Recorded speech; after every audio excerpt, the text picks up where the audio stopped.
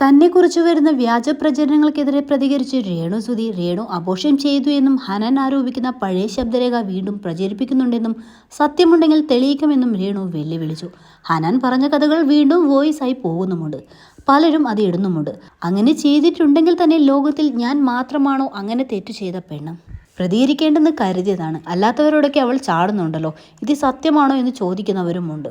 നിനക്കൊക്കെ എന്തിൻ്റെ കേടാണ്? നാണമാകുന്നില്ലേ പിന്നെയും കുത്തിപ്പൊക്കി എന്നെക്കുറിച്ച് ഇങ്ങനെ സംസാരിക്കാൻ?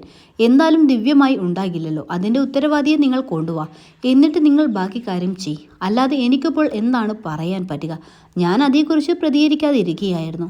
കാരണം ഹനാൻ തൻ്റെ സുഹൃത്തായിരുന്നു. പുള്ളിക്കാരി എങ്ങനെയാണ് ഇങ്ങനെ തിരിഞ്ഞതെന്ന് എനിക്കറിയില്ല.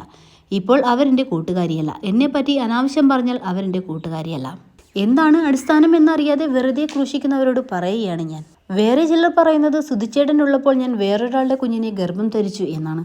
സ്വന്തം വീട്ടിലെ കാര്യം അന്വേഷിക്കാതെ രേണുസുതി എന്ത് ചെയ്യുന്നു എന്ന് നോക്കി നടക്കുന്നു.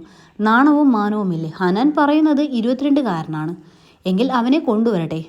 ആണില്ലാതെ പെണ്ണ് ഗർഭിണിയാകില്ലല്ലോ. ഞാൻ അബോർഷൻ ആക്കണമെങ്കിൽ പീഡനമായിരിക്കുമല്ലോ.